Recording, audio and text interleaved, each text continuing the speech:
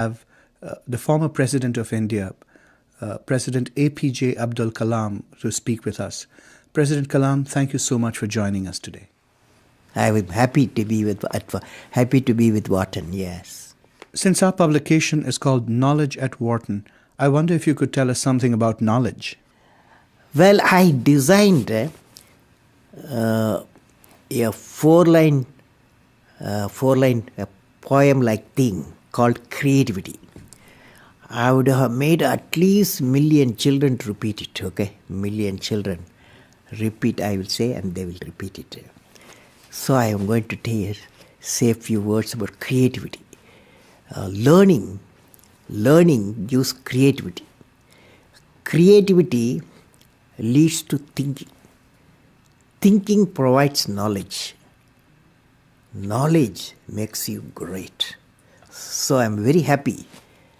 Wharton, you are thinking of knowledge at Wharton. It's a beautiful idea. My greetings to all of you. I wonder if you could start by talking about your past. You were born in Rameshwaram in 1931. What are the biggest differences you see between India as it was then and India today? Well, I have orbited around the sun 76 times. You know what it means? You're 76 years old. Correctly you said it.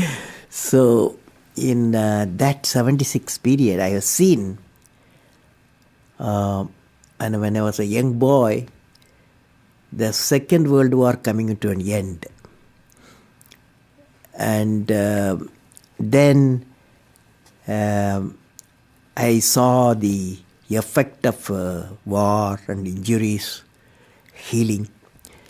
I saw India attaining the freedom 1915 when I was a schoolboy. I saw 1947, August 15, 1947, India achieving its freedom. It was a great, happy moment. I have seen the economic ascent phase in India in 1991, 92. Ascent phase started. Till then we had a lot of difficulties. I have worked with visionaries like Professor Vikram Sarabhai and Satish Dhawan, Dr. Brahm Prakash. I have seen a green revolution. I have seen white revolution. I have seen telecom revolution and growth of ICT, that is information communication technology.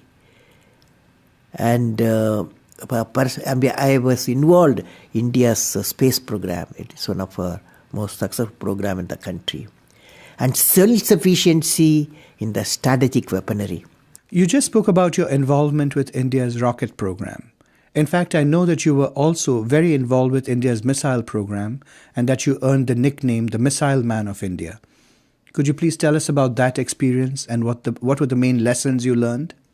Well, it is like this. I worked to Indian Space Research Organization for about 20 years. There only we achieved putting a satellite in the orbit, building a 4-stage rocket system. Then I took up the integrated guided missile program with my team. I means the team. And youthful teams fortunately were my team members. And they have worked together, and we have great value addition because the youth power and the program, particularly such a strategic missile program, succeeded. And the most important area is human resource development. So the program are in safe hands now. I learned one of the important thing in these programs, both space program, missile program, we should know how to handle not only how to handle the success, how to handle the failures.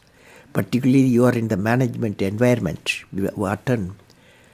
I want the young people to understand how to manage the failure. Because any task you do, you have to come across problem. Problem should not become the captain of the individual or the project chief. And the project chief should become the captain of the problems and defeat the problem and succeed. So this is what I have learned. You played a key role in India's nuclear program in 1998. Could you tell us a little bit about that? Well, the main lesson I learned was how multiple technical teams and multiple departments of government of India could work together with the industrial partnership. That is one unique thing. How many people can, many teams can work together, get things done as a national need. This is it's a big experience I gained. You are known to be a deeply spiritual person. Have you ever felt guilty or conflicted about developing nuclear weapons? Why or why not? I realized that for my country's development, peace is essential. Peace comes out of strength. Strength respects the strength. Peace, that is how weaponized missiles were born. So the only strength you need, minimum strength to keep the nation peaceful, and so that you can enter into the necessary developmental missions. That's how I look at it. How did you come to become India's president? What leadership qualities do you think are needed to lead a country that is so huge, so complex, and so chaotic? Well, I won't say chaotic. The type of order comes out of disorder, okay? This is what's happening now. I was elected as a president of India 2002-2007 through a well-structured election process. Now, the leader, not only to become the president, to give any political leadership or technological leadership, you have to have 6 traits one leader should have. And what are the 6 traits? Number 1, leader must have a vision. Without a vision, he will not be a leader, he or she. So leader must have a vision. The second one, leader must be able to travel into an unexplored path. Normally, tendency to travel the well laid out path, but the leader, he takes a path of untraveled path. Third thing, leader must know how to manage success. Most importantly, the failure. Any mission he does or she does, so he has to go through some failure. They should know how to manage the failures. Could you give us an example from your own experience about managing failure? Well, my own experience like this, 1973, I became the project director for satellite launch vehicle program, SLV-3 it is called, to put a Rohini satellite in the orbit by 1980. When the management structure I was given, money I was given, and then human power I was given, only they said by 1980 you must put the satellite in the orbit, making a rocket. So thousands of people worked for that, say a scientific technical team. So when the time came, 1979, I think it's in August, we launched, I was in the mission director, project director. I was the control center. I was the mission director. We handed over to the computer to do the process of checking the launch vehicle T-minus 4 minutes and launch it. After 1 minute, in the computer, checkered computer put a hold. For some reasons, they said a display was there. It had some component is not doing well, control component. My experts told me, I have always behind me 4 or 5 experts will be there. And they quickly calculated in computer. They told me, don't worry, there is a lot of reserve fuel is there. We will succeed.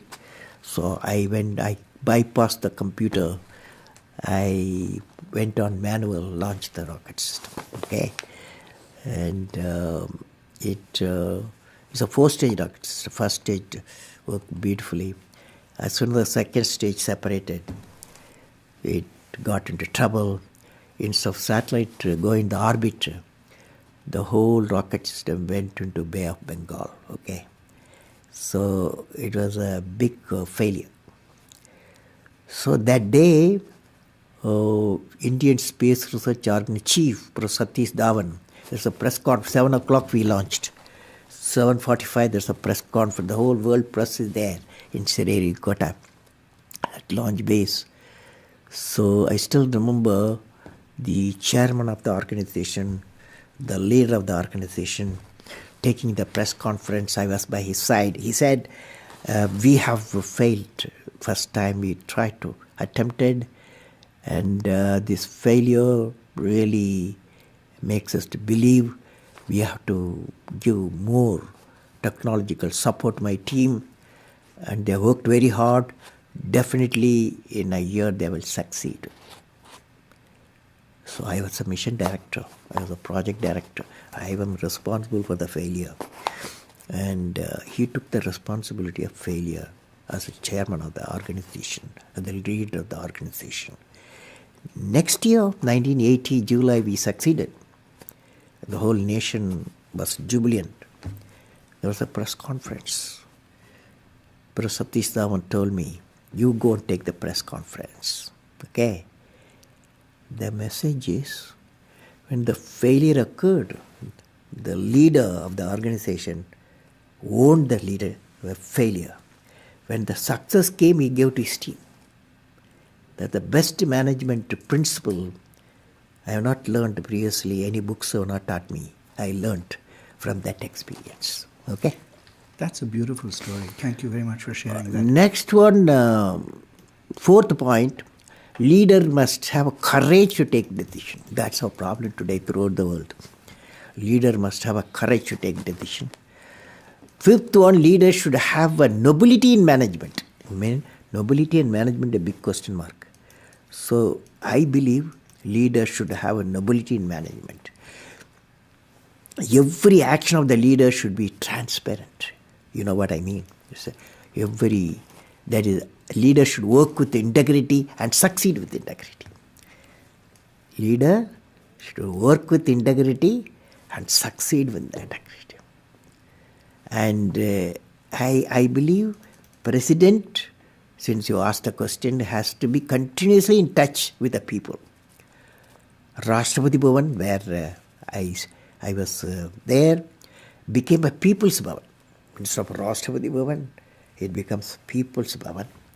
And also I travel into the whole state, cutting across hill, deserts and sea. I was in touch with millions and millions of people. You had a vision for India in 2020.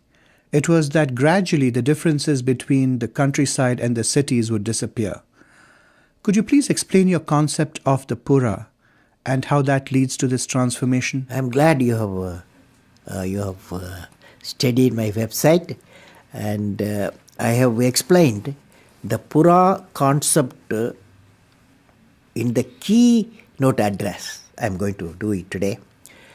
Briefly, Pura is about giving a cluster of villages physical, electronic and knowledge connectivity so that the economic connectivity can emerge. We planned about 7,000 Puras for the whole nations, and it called Hill Pura, Coastal Pura and Plain Pura. And we believe this system, the Pura system, will bring the economic connectivity. That means employment generation potential increases. And I believe through Pura we are saying, and employment generation capacity, empowering the people for employment is indeed very vital in the rural environment so that prosperity will emerge. You have spoken about the need for India to become energy independent by the year 2030. How would that happen? Today all our fossil fuel dominating the energy sector throughout the world. The World Energy Forum predicts another 5 to 8 decades the fossil fuel will vanish because it is not renewable. So I have given to my country what is called energy independence. It's a three-dimensional approach. Number one, you go for solar power. Now solar power with solar cell efficiency today, 15-20%, is not economical. So I have suggested we should go for a CNT, carbon nanotube composite combination. That efficiency will go up, the solar cell efficiency will go up in the CNT background to 45 to 55%. Many of the research institutions are busy. In 3 to 5 years' time is going to come. So first is solar power source. Second is in nuclear power. Since we have got a abundant thorium-based nuclear reactors, definitely is one of the clean solution for the second area. Third area is the biofuel. Biofuel, one is ethanol route, another is biodiesel, jetafar route. This combination, all the three, definitely will give a freedom from the fossil fuel, and also it going to have an environment, clean environment, because by fossil fuel the cars what you drive here in Wharton, what you drive in Philadelphia, what we drive in India, what we drive in New York, what we drive in London, all 30 billion tons of carbon dioxide we are pumping. So to come out of that, energy independence. Technology plays an important role in your vision for India's future. How do social grids help make India a developed country?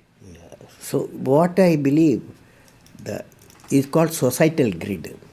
Societal grid has got three grids. One is Pura grid, and the another is e-governance grid, another is health grid. The idea is that knowledge grid empowers the village citizens with skill and knowledge. Health grid brings the super specialty health care available in the city to the doorstep of the rural citizens. E-governance grid, another grid is called e-governance grid, brings transparent governance. It's very important for transparent governance to the citizen. And also all these four grids, the economic, it will lead to economic growth and societal transformation, because communication in all areas are available. During your years as India's president, what was the biggest leadership challenge you faced, and how did you overcome it? Well, first time I had to return what is called Office of Profit Bill to the Parliament. For the reason I felt that there was no transparent system of determining a post as an Office of Profit or not. So that is a major decision, because it's first time I happened to study that. I have to return it to the Parliament for reconsideration. It created its own dynamics in my country, but I felt I had done the right thing there. If you could rewind and replay the years of your presidency, is there anything that you would do differently? Is there anything that you would have liked to do that you weren't able to? Yeah, last year I came up with the idea, after finishing my 4 years term, and 5th year term starting at that time, I felt I must completely power the Rashtrapati Bhavan with solar power. And for that, a big proposal also emerged. And but then it created a lot of environmental questions. Rashtrapati Bhavan is a very clean environment with a lot of trees, flowers, and biodiversity centers. So the environmental people, they raised a lot of questions. Before I answered, my term was over. So that's one of the requirements, that is Rashtrapati Bhavan should be a first home in the country electrified by solar power. One last question. You are a gifted poet. Could you please recite some lines of your favorite poem for us? I remember the favorite poem is The Vision. The Vision. I recited this poem in my parliament, so I will share with you. The poem goes like that. The name is The Vision. I climbed and climbed. Where is the peak, my lord? I climbed and climbed. Where is the peak, my lord? I plowed and plowed. Where is the knowledge treasure, my lord? I plowed and plowed. Where is the knowledge treasure, my lord? I sailed and sailed. Where is the island of peace, my lord? I sailed and sailed. Where is the island of peace, my lord? Almighty, bless my nation with vision and sweat resulting into happiness. Thank you very much. It's been an honor